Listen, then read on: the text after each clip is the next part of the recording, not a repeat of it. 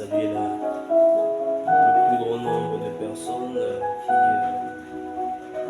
ont cette grâce de pouvoir se lever en ce merveilleux jour et de pouvoir aller à toutes leurs activités. Que Dieu bénisse davantage cette journée et que Dieu puisse davantage te faire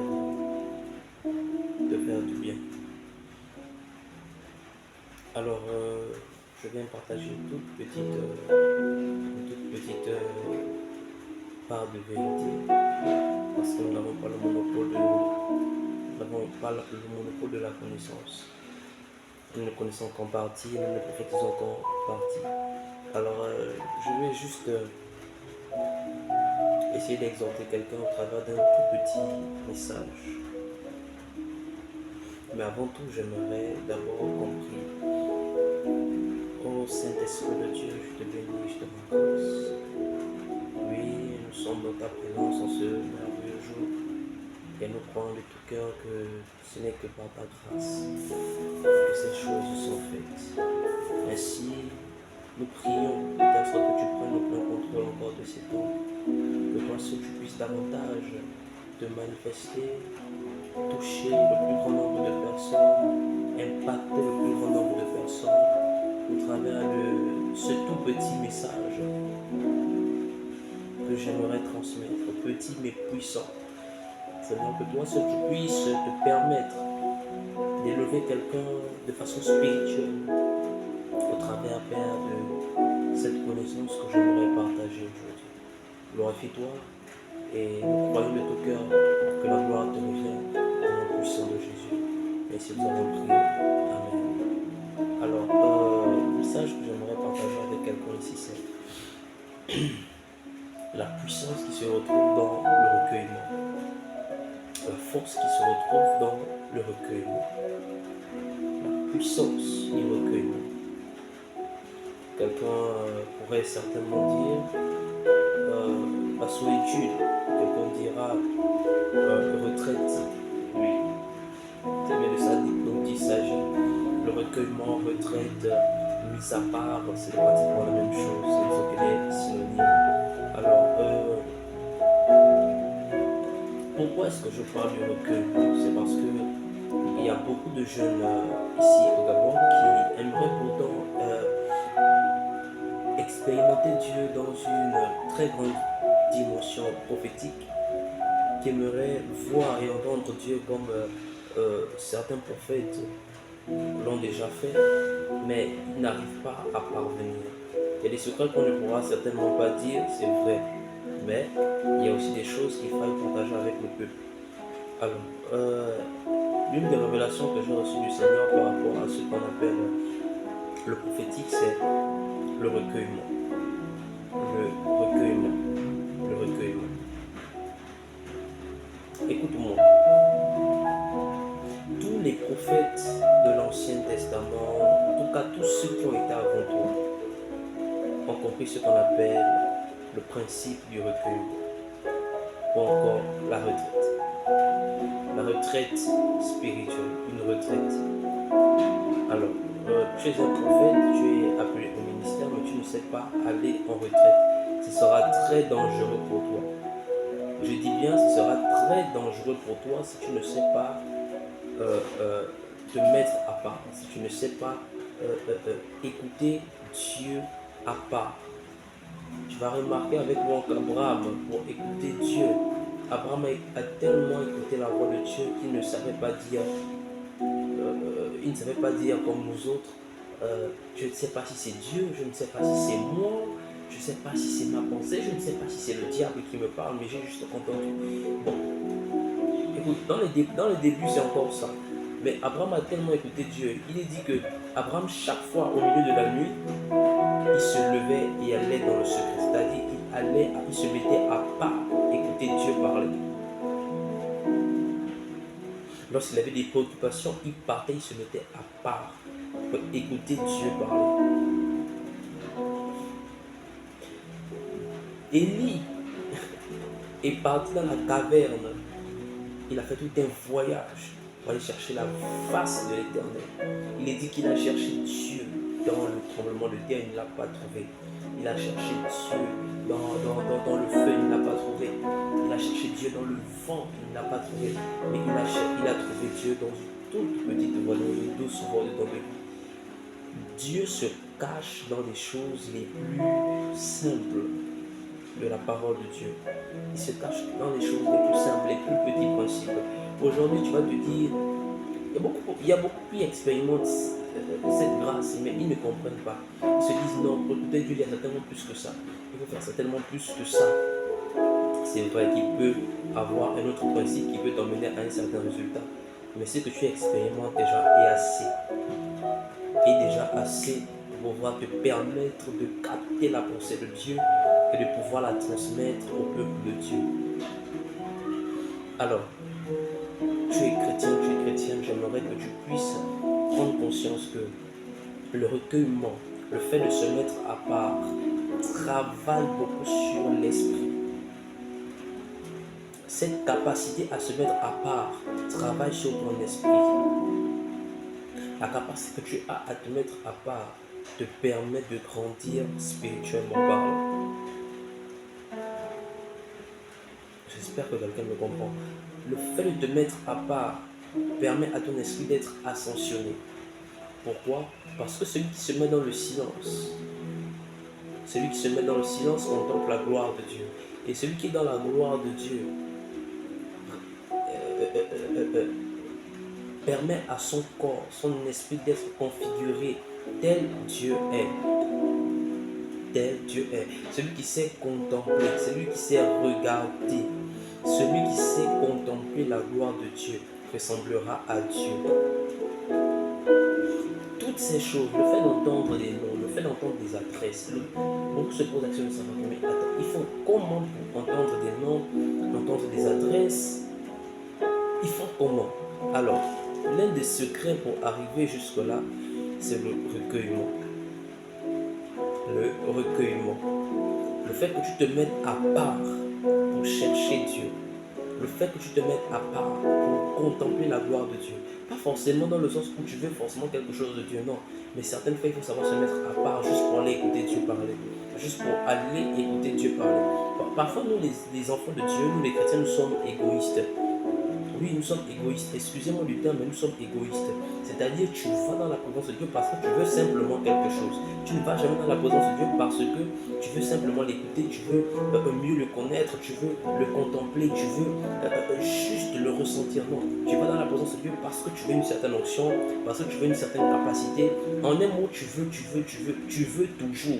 Tu ne veux jamais donner du temps à Dieu, tu ne veux jamais lui laisser le temps de parler, tu ne veux jamais lui laisser le temps de faire quoi que ce soit en fait, qui puisse en fait le permettre qui puisse en fait te permettre de mieux le connaître. Et c'est l'erreur avec les enfants de Dieu aujourd'hui. Tu ne peux pas être un enfant de Dieu, être appelé au ministère et tu fais des choses telles, tu fais des choses ainsi. Non, ça ne marchera pas. Même si tu essaies de prophétiser, tu vas toujours prophétiser. Il y a des dimensions dans le prophétique que tu n'atteindras que lorsque tu seras seul. Le fait que tu te mettes seul, le fait que tu te mettes à part, va travailler ton esprit à l'écoute de la voix de Dieu. Abraham a tellement écouté Dieu, tellement. Et il est encore jusqu'à présent le père de la foi. Le père de la foi, un être humain. Il se retrouve être le père de la foi. Bon, alors toi, qu'est-ce que tu as pu accomplir jusqu'à maintenant? Qu'est-ce que tu as pu accomplir? Lui, il a écouté la voix de Dieu. Il n'était pas celui-là qui prophétisait beaucoup. Mais aujourd'hui, son nom est resté même jusqu'au ciel. Son nom reste. C'est une autorité dans le monde spirituel. Abraham. Toi, qu'est-ce que tu as pu accomplir? Tu as prophétisé. Qu'est-ce que tu as accompli? Ton nom n'est pas resté dans les annales. Rien. Jésus a prophétisé, c'est vrai, mais il n'a pas plus prophétisé qu'il n'a opéré des miracles. Jésus a opéré plus des miracles que des prophéties. Arrêtez, c'est une mauvaise gestion. Vous savez, Dieu a appelé beaucoup de personnes au prophétique, c'est vrai, je ne refuse pas cela. Mais il y a des personnes aussi qui ont été appelées en tant que pasteurs, évangélistes, docteurs, apôtres, pasteurs, À part le domaine prophétique, il y a d'autres ministères. Pourquoi tout le monde veut simplement se mettre dans le domaine prophétique? C'est parce que certains se disent, bon, c'est plus classe, ça fait plus beau. En tout cas, c'est parce que le ministère prophétique se trouve un peu plus en avant aujourd'hui, c'est vrai. Mais tu dois respecter ce que Dieu a mis en toi. Tu dois accepter qui tu es et dans quel domaine tu as été appelé. Écoutez-moi, le fait d'entendre le nom de quelqu'un, lui dire tu t'appelles comme ça, tu as tel âge, tu habites à tel endroit, d'ailleurs ton frère s'appelle comme ça, ta soeur s'appelle comme ça, ta mère, écoutez-moi, ça ce n'est pas la prophétie. Ah non, non, non, non, non.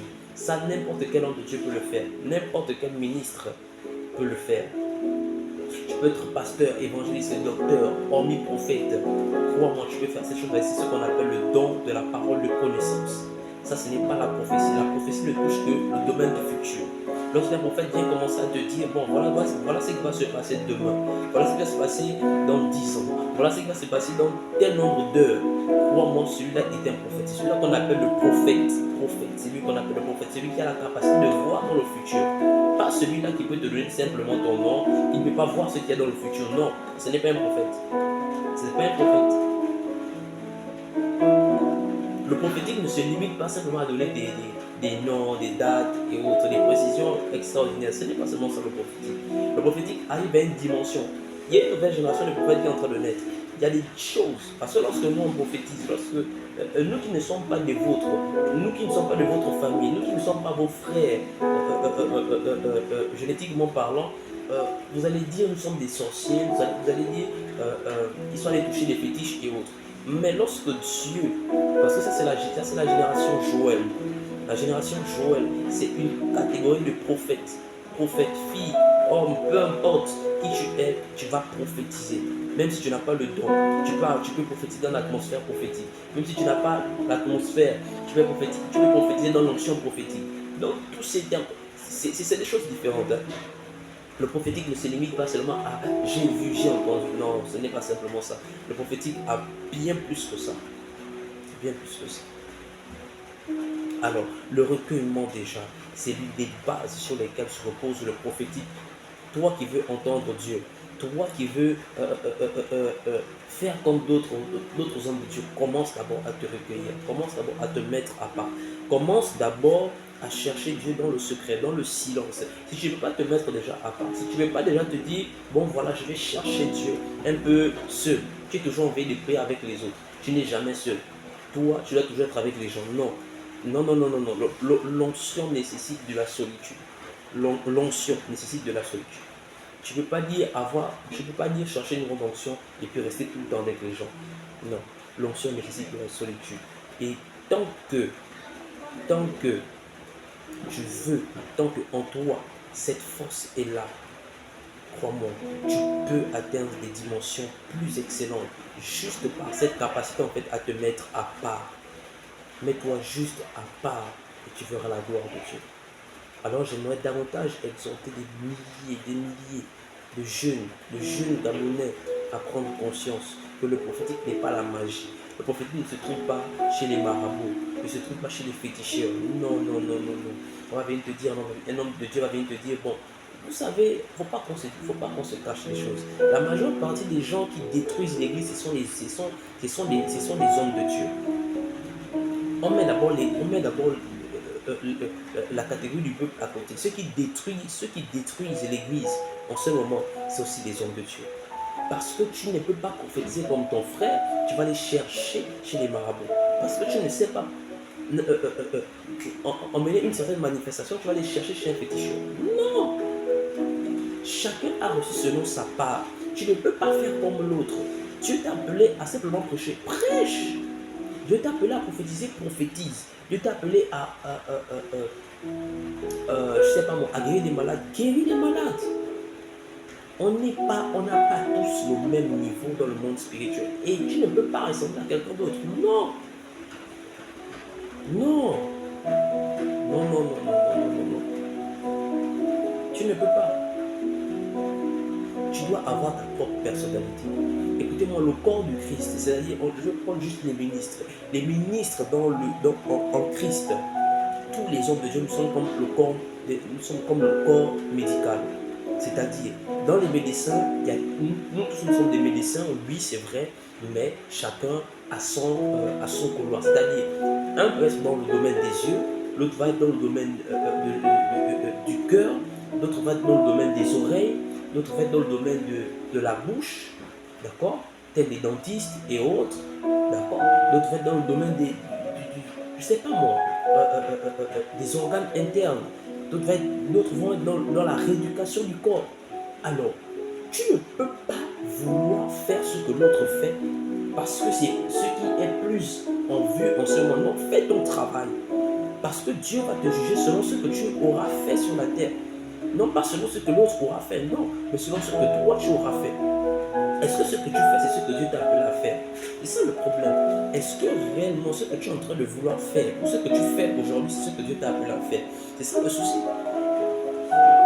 Vous pensez que Dieu va vous juger sur des choses en fait que vous voulez faire, vos décisions? Non, pas seulement ça, mais sur ce que lui avait prévu, mais que tu n'as pas aussi fait. Alors je t'exhorte vraiment à prendre conscience que Dieu parle à tout le monde. Dieu parle à tout le monde, mais il ne parle pas à tout le monde de la même façon, ni même par le même canal. Tu peux être emmené à voir Dieu, à toucher Dieu, pas forcément physiquement parlant, non, mais c'est-à-dire le ressentir, le manifester, mais pas comme ton frère le fait, pas comme ta soeur le fait, non, mais tu as ta propre personnalité. Tu as ta propre personnalité. Donc, j'aimerais vraiment exhorter la jeunesse gabonaise. Peu importe de là où tu m'écoutes, j'aimerais t'exhorter déjà à prendre conscience que le recueillement est la première base lorsque tu veux commencer à écouter Dieu.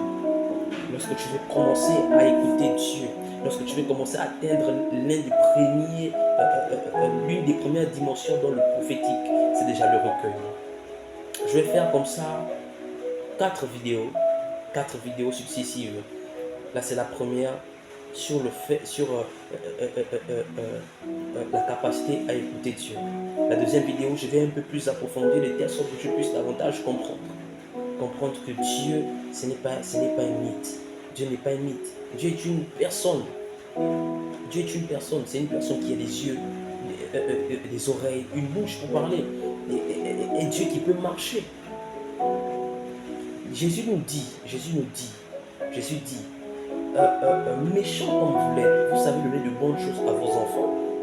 Combien de fois Dieu ne vous donnera-t-il pas de bonnes choses si tu demandes au Saint-Esprit? Si tu demandes au Saint-Esprit, il te le donnera. D'ailleurs, la meilleure chose à demander à Dieu lorsque tu veux atteindre des hautes dimensions avec Dieu, c'est le Saint-Esprit. Le Saint-Esprit qui est médiateur de l'onction, des dons charismatiques et autres. C'est lui. Tant que tu n'as pas le Saint-Esprit, rien ne peut marcher. Rien ne peut marcher. Ah oui, je t'assure, rien ne marchera si tu n'as pas le Saint-Esprit. Alors j'aimerais vraiment t'exhorter à prendre conscience. Dieu peut te donner ce que tu cherches. Mais aussi, dans quel but tu cherches cela? Est-ce que c'est pour plaire aux hommes? Est-ce que c'est pour dérober? Est-ce que c'est pour te montrer? Si ton objectif n'est pas bien, n'est pas propre, Dieu ne fera rien pour toi. Ah oui, je t'assure, Dieu ne fera rien pour toi. Parce que Dieu cherche des personnes qui peuvent le servir lui et non pas lui voler sa gloire. Non. Dieu cherche des serviteurs et non pas des personnes qui viennent voler sa gloire. C'est maintenant toi qu'on va maintenant prendre comme, je ne sais pas. Tellement tu te montres, tellement, non, tu n'es même plus Dieu devant. C'est maintenant toi qu'on voit. Non, c'est pas bon. Alors, j'aimerais, c'est un piège, cette onction-là, c'est un piège. Parce que les gens vont t'appeler, les gens vont t'honorer, c'est vrai, c'est bien. Mais n'oublie jamais que la première chose, c'est de donner gloire à Dieu pour toutes choses que tu peux accomplir. Parce que ce que tu accomplis, ce n'est pas par ta main que tu arrives à accomplir, mais c'est Dieu au travers de toi qui accomplit ces choses. Tu n'es qu'un être humain fait de chair et de sang. Adam, le nom Adam signifie terre rouge, terre rouge. Pourquoi rouge? Parce qu'il y a du sang. Si on ouvre l'intérieur de ton corps, tu verras que ton corps il est rouge, il n'est pas blanc, il est rouge. Alors tu n'es qu'un être humain. Tu n'es qu'un être humain fait de chair et de sang. Alors respecte Dieu et sache te recueillir dans sa présence. Sache te mettre à part dans sa présence et tu verras combien de fois il est capable de t'emmener à des niveaux extrêmes. Je vous assure. Je vous assure.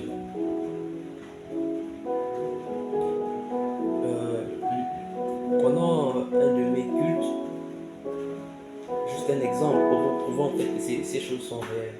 L'un de mes cultes, pendant, je pense que c'était dimanche passé. Alors, pendant que je suis en train de prêcher, il y avait une jeune fille dans la salle. Et pendant que je la regarde, j'entends Sandra. Sandra. Je dis, qu'est-ce que ça signifie encore? Mais non, Sandra, ce n'est pas elle, mais Sandra, c'est quelqu'un qui est lié à elle. J'ai dit, ok. Mais il a fallu que mon oreille soit assez sensible pour pouvoir écouter. Alors, je demande, j'arrête de prêcher, j'appelle la jeune fille, je dis, toi, je te vois, mais pendant que je suis en train de te voir, j'entends Sandra. Sandra est liée à toi, Sandra, c'est qui? Elle me dit, non, Sandra, c'est ma tante. J'ai dit, pendant que je suis en train de parler, Sandra est en train de partir.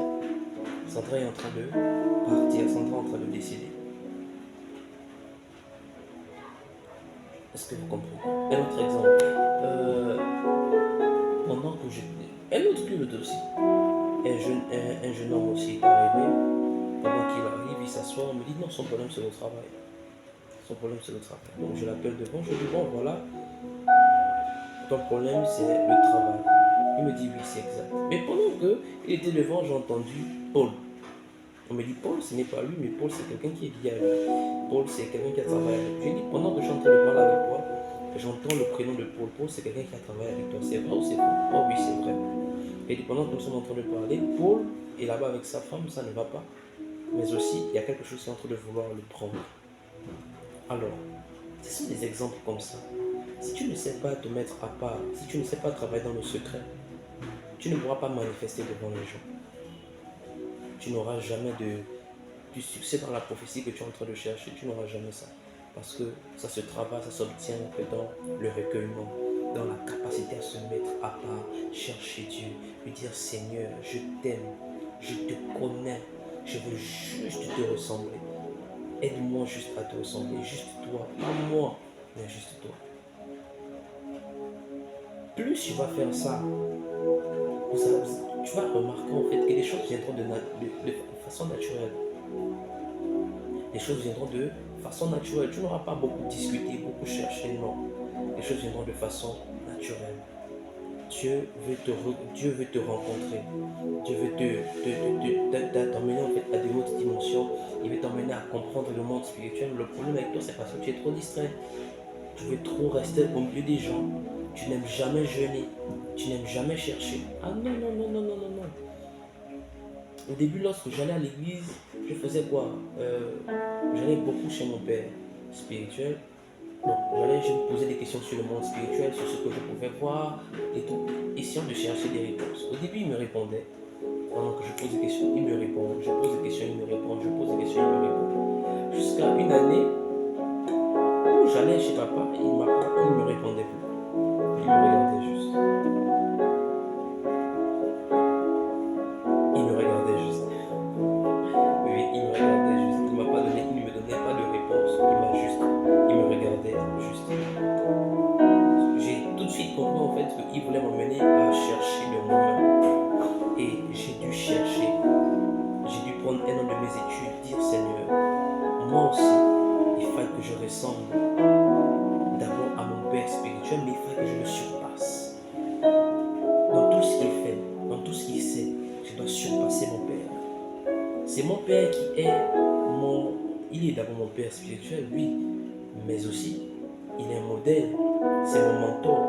Et ce qui m'a donné la rage de chercher Dieu, c'était ce qu'il était capable de faire avec le Saint-Esprit. C'est quelqu'un qui ne savait pas se mettre en colère, du moins qui ne sait pas se mettre en colère. C'est quelqu'un qui sait être avec les gens, mais qui sait aussi se mettre à part. C'est quelqu'un qui est très simple. Mais lorsqu'il travaille, tu vois Dieu se manifester à un tel niveau. Ça te donne des frissons. Tu as l'impression que tu n'as jamais connu Dieu auparavant. Et c'était lui, moi c'est lui mon modèle. Et aujourd'hui, j'ai cherché Dieu. À l'époque, j'ai cherché Dieu pendant un an. J'ai dit, Seigneur, je donne un an de mes études. Je vais te chercher. Je vais te chercher pendant un an. Donc, je suis resté comme ça. J'ai cherché Dieu pendant un an. Un an.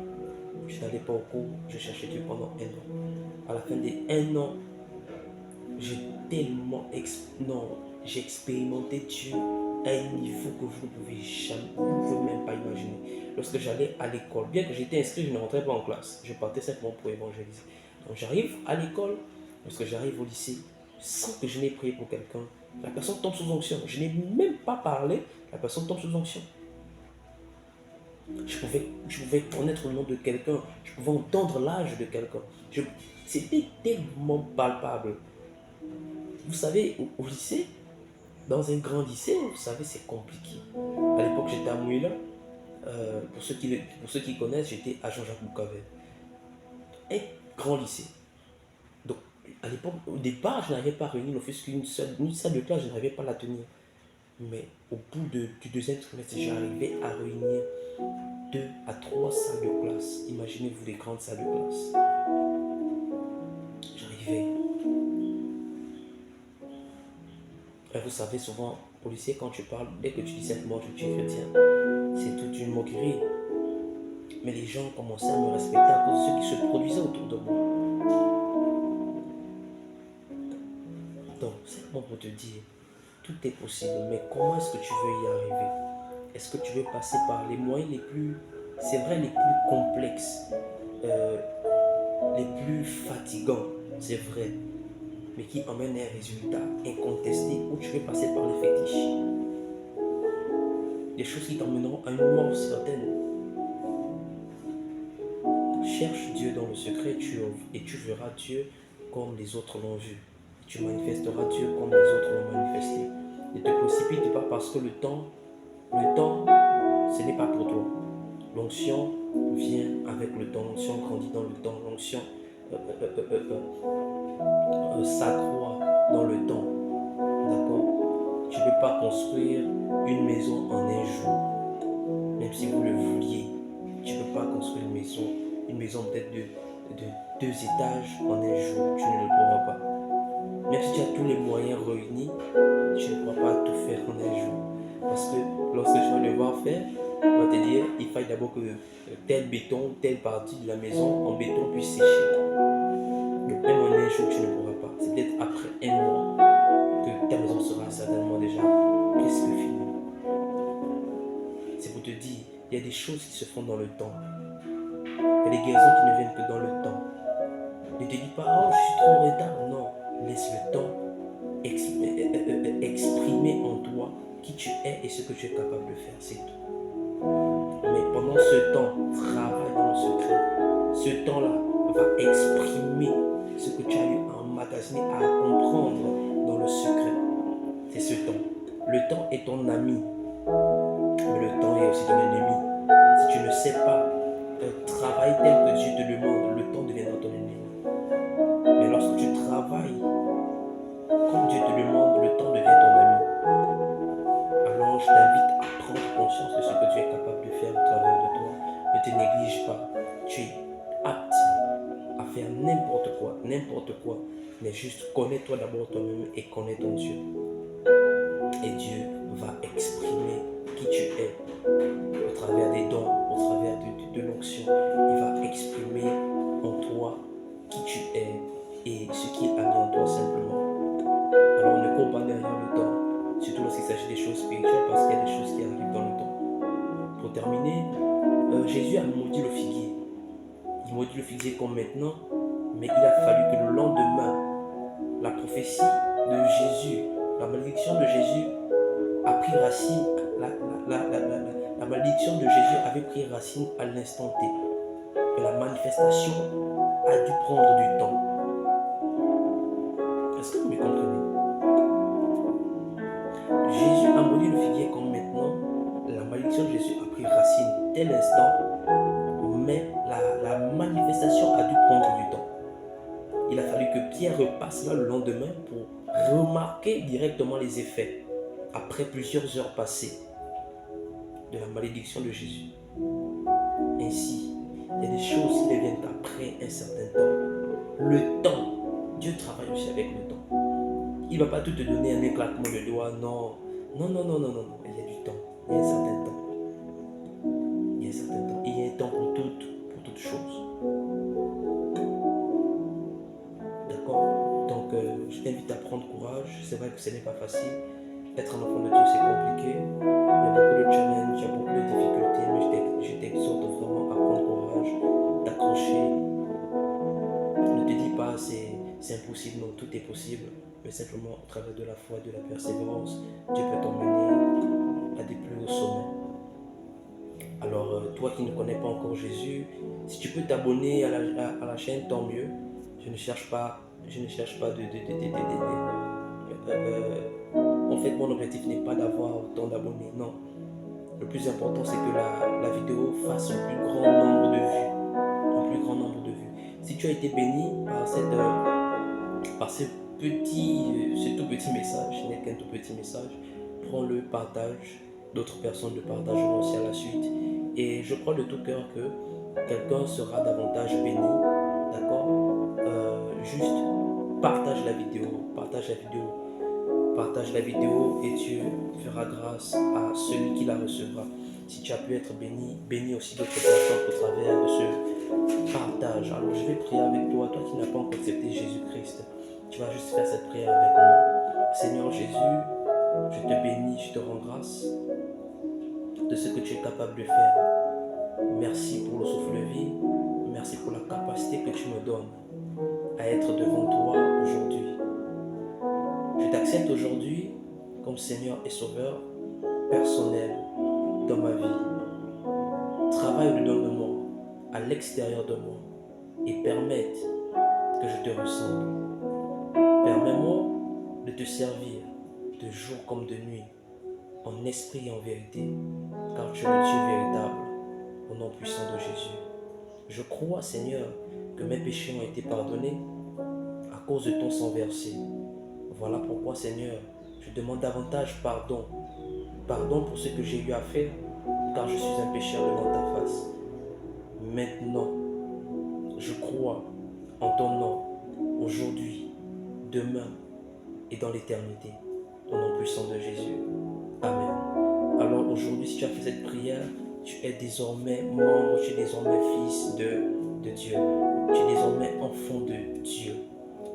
Alors ce n'est que simple, le baptême viendra après. Et c'est juste ça. Alors je t'exhorte simplement à prendre en compte ce que je t'ai donné comme message. Prends ce message, applique-le dans ta vie et tu verras davantage les effets. Seigneur, je te bénis, je te rends grâce, Père, pour ce temps partagé. Je crois de tout cœur, Père, que ce que tu m'as montré, tu peux le montrer, Père, à quelqu'un qui est en train de regarder cette vidéo présentement. Mais permets que par ta grâce, qu'elle soit davantage impactée, peut-être même plus que moi, au travers, Père, de sa manière, Père, de mettre en pratique, Seigneur, ce message. Permets-lui, Père, de voir ta main. Permets-lui, Père, d'entendre ta voix comme jamais auparavant, car tu es le Dieu capable, au nom puissant de Jésus. Je te bénis, je te rends grâce pour ce que tu es capable de faire et pour ce que tu feras. Merci. Au nom puissant de Jésus. Amen.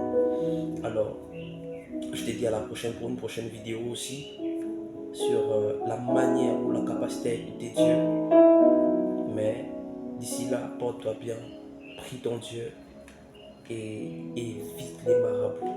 Oui, évite les marabouts. Évite les gangas. Alors, que Dieu vous bénisse abondamment et ciao.